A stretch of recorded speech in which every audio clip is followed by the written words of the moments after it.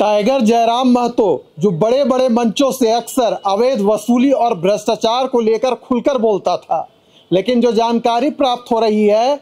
और जानकारी यही है कि उसके अपने पार्टी से ही मोहम्मद रिजवान अंसारी नामक नेता अवैध वसूली में संलिप्त है। फिर हुआ क्या, पार्टी ने आनन फानन में एक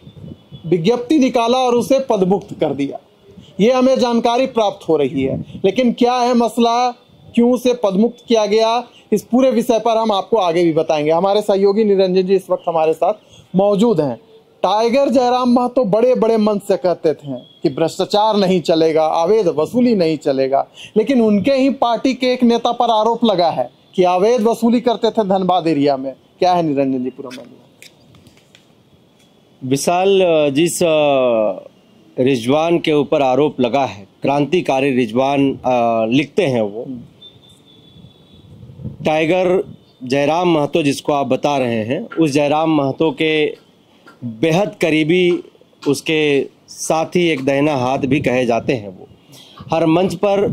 जयराम महतो जब होते हैं तो उसके बगल वाले सीट में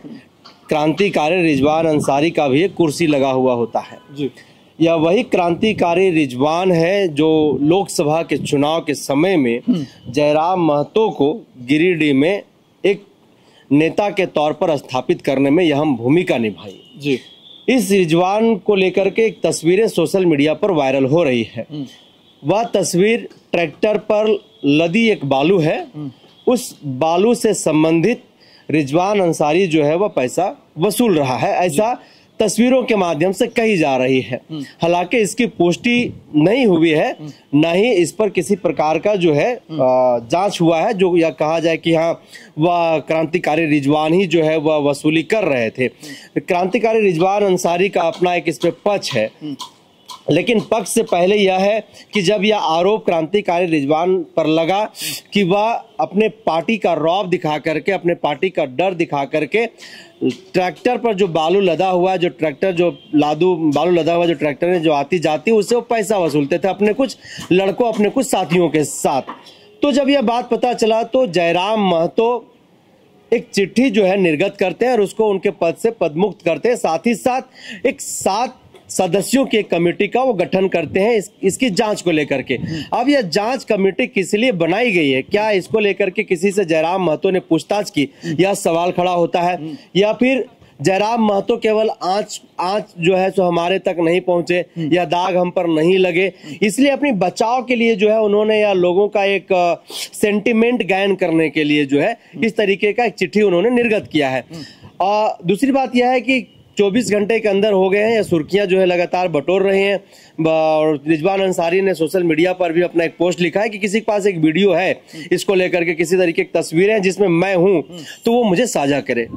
अच्छा, ये जो मोहम्मद रिजवान अंसारी है उन्होंने कहा कि मैं इससे जुड़े मसलों पर रांची में प्रेस कॉन्फ्रेंस करूंगा, अगर हमारे पार्टी के पास कोई वीडियो है, कोई प्रूफ है तो उसे साझा करना चाहिए। केवल मीडिया में जो खबरें छपी हैं उसके आधार पर मुझे पदमुक्त किया जाना और जांच कमेटी के सदस्य को बनाया जाना, इस पर उन्होंने भी सवाल खड़ा किया है। देखिए, कल जो मोहम्मद रिजवान अंसारी हैं रांची में प्रेस कॉन्फ्रेंस करेंगे कि उन पर जो आरोप लगा है सच है या नहीं है, या तो जांच का विषय है। लेकिन देखिए, मोहम्मद रिजवान अंसारी को पदमुक्त कर दिया गया है, इसमें कोई दो मत की बात नहीं है। साथ ही साथ जो जेएलकेएम है उनकी ओर से 7 सदस्यीय टीम को बनाया गया है जांच के लिए। देखिए, जो सूचना मिल रही है उससे यही है कि 7 सदस्यीय टीम जब वहां पर पहुंची थी, तिलैया जो गांव बताया जा रहा है, प्रथम दृष्टया जो सूचना प्राप्त हमें हो रही है कि प्रथम दृष्टया यह सही साबित हो गया है, यानी कि मोहम्मद रिजवान अंसारी अवैध वसूली में संलिप्त थे, ऐसा प्रथम दृष्टया में जो रिपोर्ट आ रहा है, हम लोगों को जानकारी मिल रही है, वह प्राप्त हो रही है। लेकिन मोहम्मद रिजवान अंसारी दूसरी ओर खंडन कर रहे हैं इस आरोप पर। निरंजन जी, कोई भी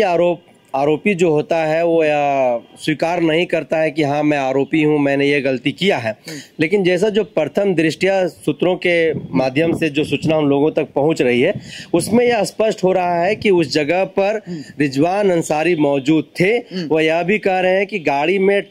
टक्कर हो गया था, जिसके कारण वहां पर यह विवाद उत्पन्न हुआ है और हम पर आरोप लग रहे हैं। लेकिन हम कहीं पर उस वसूली में हैं, तो कोई नेता या फिर कोई जो वसूली करता है वो अपने जाकर के वसूली नहीं करता है, अपने लड़कों से करवाता है, अपने साथियों से करवाता है। लेकिन एक यह भी आरोप लग रहा है सूत्रों की, अगर हम बात करें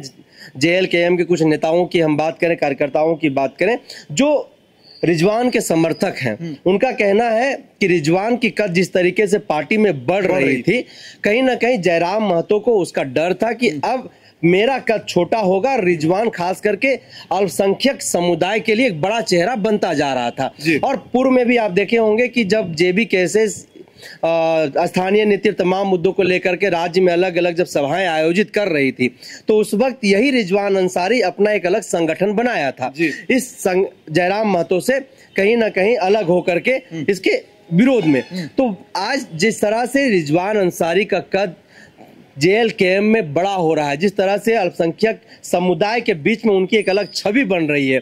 तो कहीं ना कहीं जयराम महतो और उनके आसपास के लोगों को यह डर बन गया था कि अगर इसको इस प्रकरण में या फिर किसी प्रकरण में अगर नहीं फंसाते हैं, अगर इसको नहीं उलझाते हैं, तो ये हम लोगों पर हावी हो जाएगा और फिर रिजवान अंसारी का कद झारखंड में जो है वह जयराम महतो से बड़ा हो जाएगा। यह भी एक बात जो है वह सूत्रों के माध्यम से हम तक पहुंच रही है। लेकिन जो 7 सदस्यीय टीम जयराम महतो के द्वारा बनाया गया है,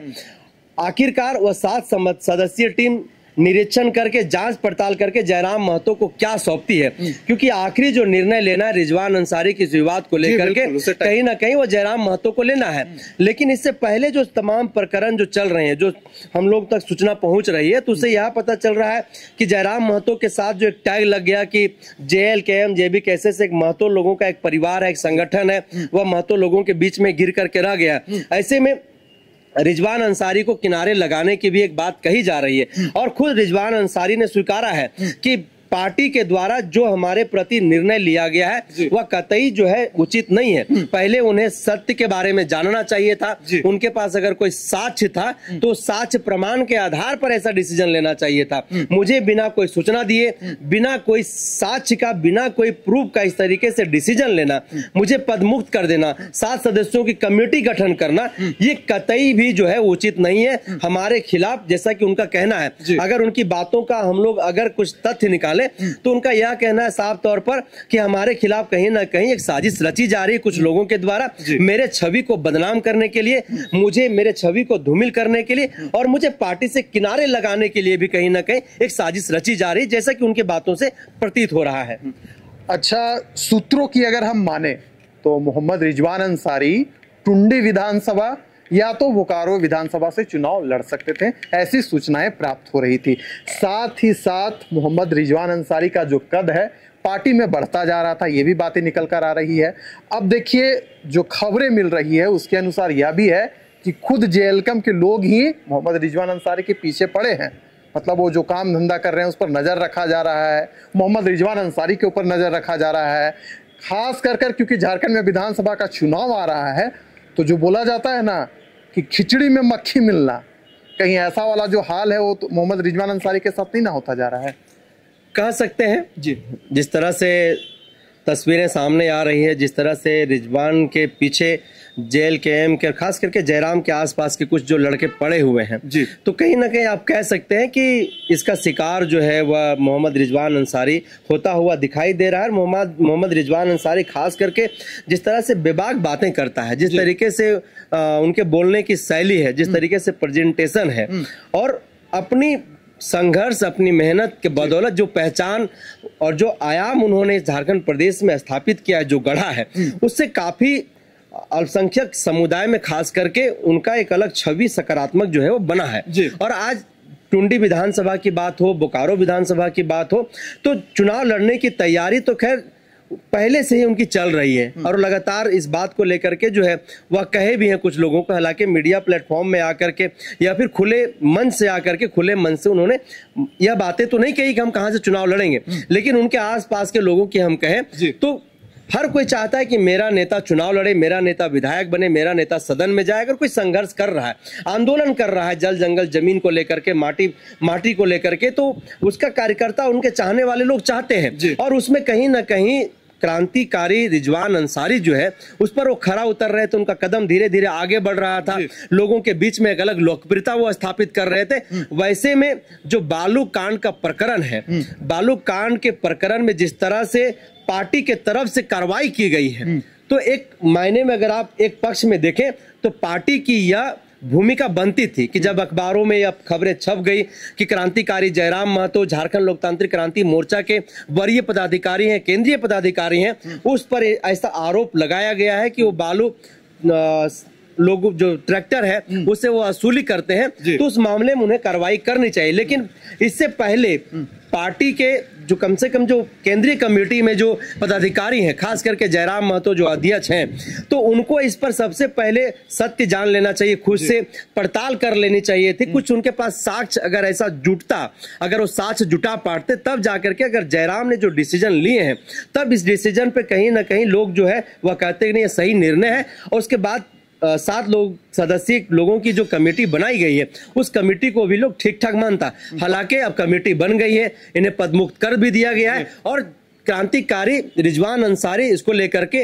दुखी भी दिखाई दिए, वो आक्रोशित भी दिखाई दिए, उनके अंदर गुस्सा था कि पार्टी ने जो डिसीजन लिया है ये मेरे समझ से परे है। हालांकि वो बोले हैं कि हम 1-2 दिन में बहुत जल्द रांची में आकर के मीडिया के साथियों के साथ हम मुखातिब होंगे, उनसे हम बातचीत करेंगे और हम पार्टी से भी सवाल करेंगे, और जो लोग हम पर सवाल खड़ा कर रहे हैं उन लोगों से भी हम बातचीत करेंगे, उन लोगों से भी हम पूछेंगे कि आप लोगों ने जो रूमर मेरे खिलाफ उड़ाया है उसके पीछे का आपके पास साक्ष्य क्या है। हालांकि यह जांच पड़ताल का विषय है, आगे आने वाले दिनों में क्या होगा, क्या सच में